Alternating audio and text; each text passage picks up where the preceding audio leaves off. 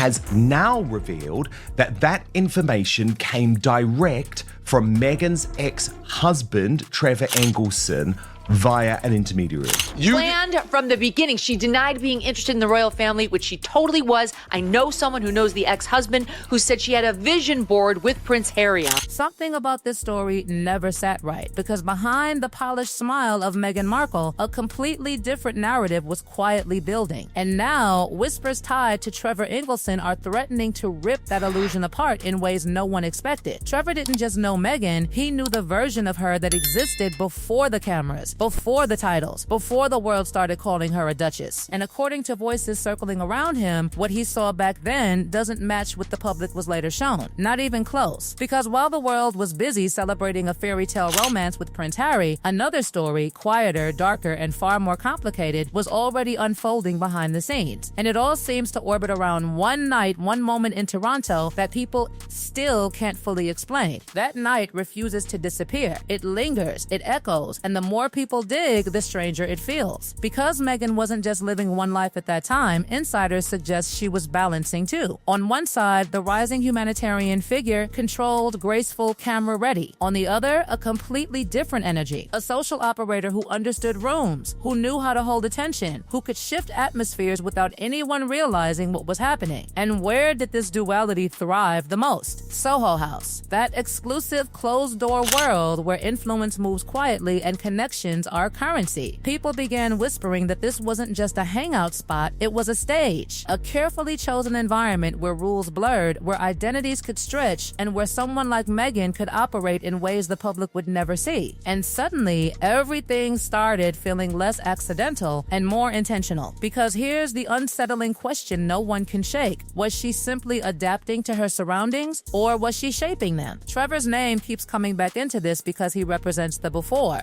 The version of Meghan that existed without royal pressure, without global scrutiny. And according to those who claim proximity to that time, he witnessed something crucial, a pattern, a way of navigating spaces, of presenting different versions depending on the audience, of controlling perception in a way that felt strategic. Then rewind to 2011, their wedding in Jamaica. It should have been a simple, beautiful memory. But what stuck wasn't the vows, it was the stories. Meghan reportedly rolling joints for guests, not one or two, but numbers that made people raise eyebrows later. At the time, it was brushed off as carefree fun, harmless, playful. But now it feels like a clue, a small piece of a much larger puzzle. Because when people started connecting that moment to the Toronto whispers, the tone changed instantly. What once looked spontaneous suddenly felt curated. And then came Toronto, the place where everything nearly collided. Daylight painted a perfect image, romance, headlines, the beginning of something historic between Meghan and Prince Harry. But at night, the narrative fractured. Reports began surfacing online, quiet at first, then louder. Claims of late-night appearances, of movements that didn't quite align with the public timeline, of interactions that raised more questions than answers. Some even dragged in the name of Princess Eugenie, not with proof, not with confirmation, but with just enough suggestion to ignite speculation across forums and social media. And that's all it took. Because in a story like this, even a whisper can explode. And here's where it gets unsettling. Nothing officially happened. No scandal broke. No headlines confirmed anything. No photos surfaced. And that silence, it didn't calm people down. It made everything worse. Because how does a night surrounded by this much attention leave absolutely no trace? Especially when Prince Harry had been followed relentlessly for years. His every move documented. His every misstep captured. Suddenly an entire chapter just vanished? That's not normal. That's what people keep saying. And the more they say it, the louder the suspicion grows. Because for critics, silence doesn't mean nothing happened. It means something was handled quietly, carefully, efficiently, like a problem that had to be erased before it could breathe. And that's when the narrative splits completely in two. On one side, supporters defend Meghan fiercely. They point to her work, her advocacy, her carefully built public image. They ask the obvious question, why risk everything for one reckless night? It doesn't make sense. It doesn't fit. But on the other side, critics start connecting dots. They revisit old interviews, they reanalyze past statements, they notice inconsistencies, small ones at first, then bigger ones. And suddenly, the Toronto night doesn't feel isolated anymore. It feels like part of a pattern of reinvention, a pattern of control, a pattern of building one version while quietly letting another disappear. And that's where Trevor Engelson's shadow becomes impossible to ignore, because he knew the version before the transformation, the raw, unfiltered one. And if even fragments of what insiders suggest are true, then this isn't just about one night in Toronto, it's about a story that may have been carefully rewritten piece by piece until the original version became almost impossible to recognize, and yet not completely erased. Because traces remain, questions remain, and the deeper people look, the more it feels like that night in Toronto wasn't just a close call, it was a moment that almost exposed everything. Because once you start pulling on that thread, it doesn't stop at Toronto. It unravels everything. It drags you backward into moments that once felt random but now seem almost deliberately placed, like stepping stones in a path that only becomes visible when you look at it in reverse. And at the center of that path, again and again, is Meghan Markle, not just as a participant in events, but as someone critics believe was constantly shaping the narrative around her, adjusting it, refining it, controlling what stayed visible and what quietly disappeared. Take the early royal image. When Meghan first entered the orbit of Prince Harry, the presentation was almost too perfect. Educated, multilingual, deeply invested in humanitarian causes, a modern figure stepping into an ancient institution. It was a powerful story, clean, inspiring, carefully constructed. But then, slowly, something shifted. Details that were once highlighted began fading. Mentions of certain achievements became less prominent. Biographies were simplified. And while that might seem like routine adjustment for observers already watching closely, it felt like something else entirely, like layers being peeled back or perhaps rewritten. Why remove details that strengthen a narrative? That question kept surfacing. And the timing didn't help, because these quiet edits seemed to align almost perfectly with rising scrutiny, with more people beginning to question inconsistencies that previously went unnoticed. It wasn't one big contradiction that triggered suspicion. It was the accumulation of smaller ones. Meghan once suggested she hadn't researched Harry before meeting him, yet in other moments she spoke with striking familiarity about him, his life, his personality. She described isolation in the UK, yet records showed frequent travel across countries, high-profile appearances, continued movement that didn't quite match that sense of being cut off. Each contradiction on its own, easy to dismiss. Together, they formed a pattern that critics couldn't ignore. And once that pattern took hold, everything started being re-examined through a different lens. The past wasn't just the past anymore, it became evidence. Moments that once felt harmless suddenly carried weight. The Jamaica wedding resurfaced again, tied back to Trevor Engelson. The stories about atmosphere, about energy, about control over social spaces, they weren't just anecdotes anymore. They became clues, pieces of a larger idea that Meghan wasn't simply reacting to the environments around her, but actively shaping them, bending them to fit the version of herself she needed in that moment. And that's what made the Toronto night so dangerous, at least in the eyes of those who believe something happened there. Because if you follow that theory, Toronto wasn't just another chapter. It was the point where two versions nearly collided, the polished public figure and the private operator. A moment where the carefully managed narrative risked slipping, even if only for a second. And according to the whispers, that second was enough to trigger panic behind the scenes. The idea that palace aides were alerted, that quiet interventions may have taken place, that influence extended beyond public view, none of it has been confirmed, but none of it has been dismissed either. It exists in that gray space where speculation thrives, where absence of evidence becomes its own kind of evidence for those already convinced something is missing.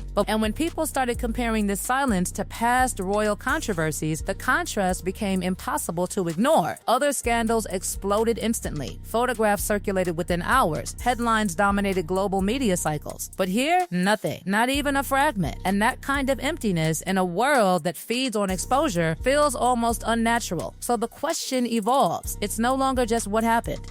It becomes, how was it contained? And once that question enters the conversation, it changes everything. Because now the focus shifts from Meghan alone to the systems around her, to the possibility that powerful networks, whether social, media, or institutional, might have had reasons to keep certain things from surfacing. And suddenly, this isn't just a personal story anymore. It becomes something bigger, something more unsettling. Meanwhile, supporters continue to push back, arguing that this entire narrative is built on selective interpretation, interpretation, on bias, on the human tendency to connect dots that may not actually belong together. They point to her continued success, her deals, her influence, her ability to remain relevant despite constant scrutiny. They argue that if there had been something real, something concrete, it would have surfaced by now. That in an age where nothing stays hidden, silence can still mean exactly what it appears to mean: nothing happened. But critics aren't convinced. For them, the silence is the story. The gaps are the story.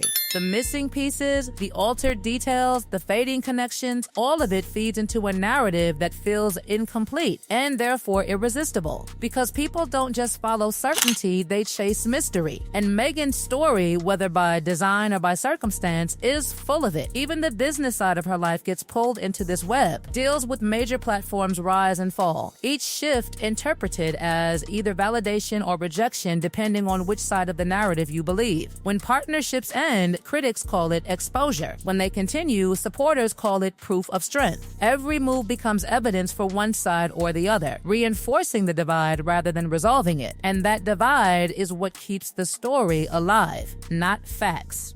Not confirmations, but tension. And at the heart of that tension is a question that refuses to settle. Who is Meghan Markle really? Not the version presented in interviews, not the version described by critics, but the real person behind both narratives. Is she a humanitarian navigating an unforgiving spotlight, a strategist carefully building and rebuilding her image, or something more complex? A combination of both, shifting depending on circumstance, evolving in ways that make it impossible to pin down a single truth? That's the part that lingers. That's the part that keeps people watching, questioning, revisiting old stories, digging through fragments, trying to piece together something that feels complete. Because every time the narrative seems clear, something else surfaces. Another contradiction, another whisper, another gap that shouldn't exist but does. And that brings everything back to Toronto. Not as a confirmed event, not as a proven scandal, but as a symbol. A moment that represents everything unclear, everything unresolved, everything that doesn't quite fit. A reminder that behind every polished story, there might be another version waiting just outside the frame. And maybe that version will never fully come into focus. Maybe it's not meant to, but the possibility that it exists, that's enough. Because in the end, it's not just about what's been revealed, it's about what hasn't. And sometimes what's missing says more than anything that's been shown.